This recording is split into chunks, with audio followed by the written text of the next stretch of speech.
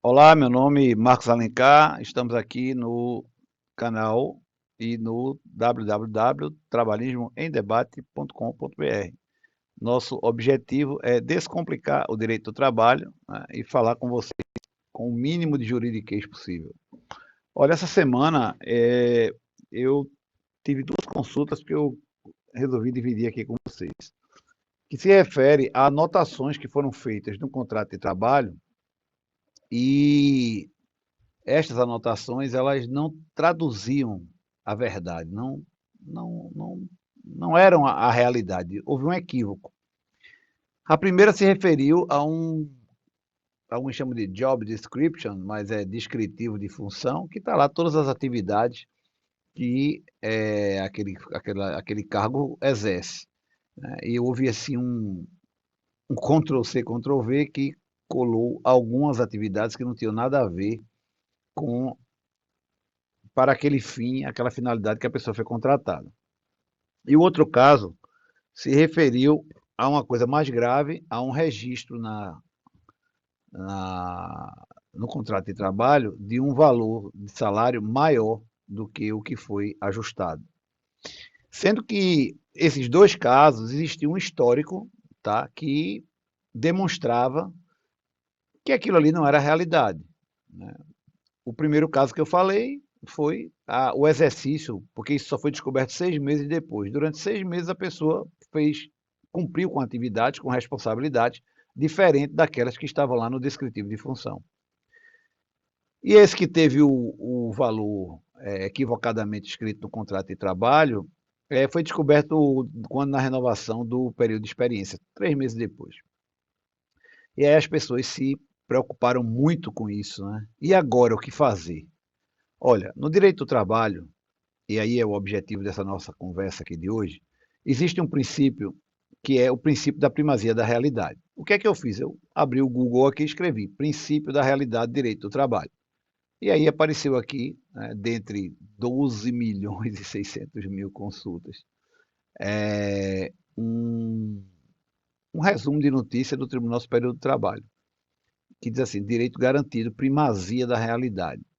Aí ele diz: o chamado princípio da primazia da realidade define que uma relação de trabalho, e aí lê-se de emprego, o que realmente importa são os fatos que ocorrem, mesmo que algum documento formalmente indique o contrário.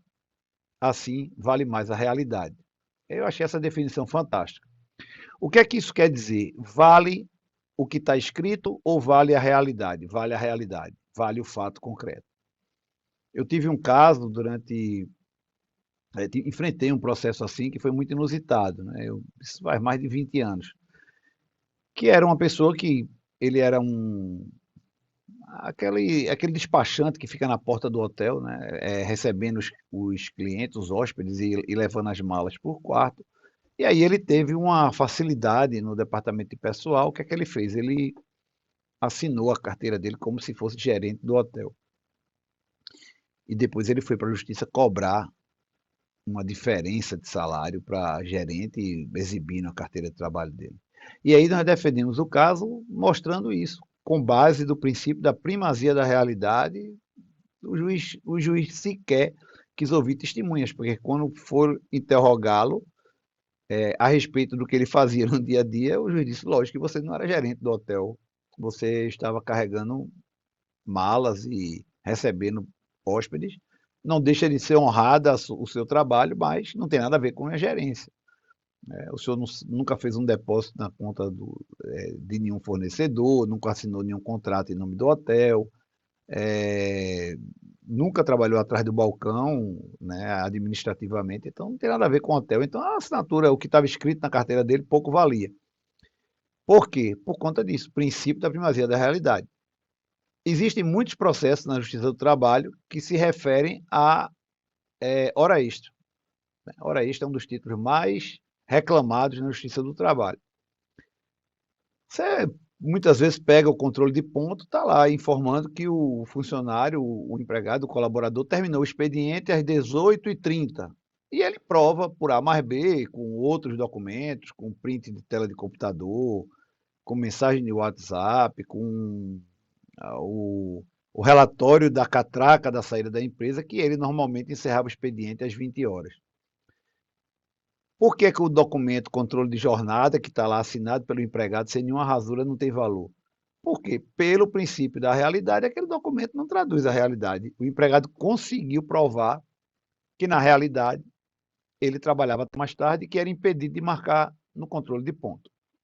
É verdade que a documentação ela tem uma presunção, entre aspas, juris tantum. Isso quer dizer o quê?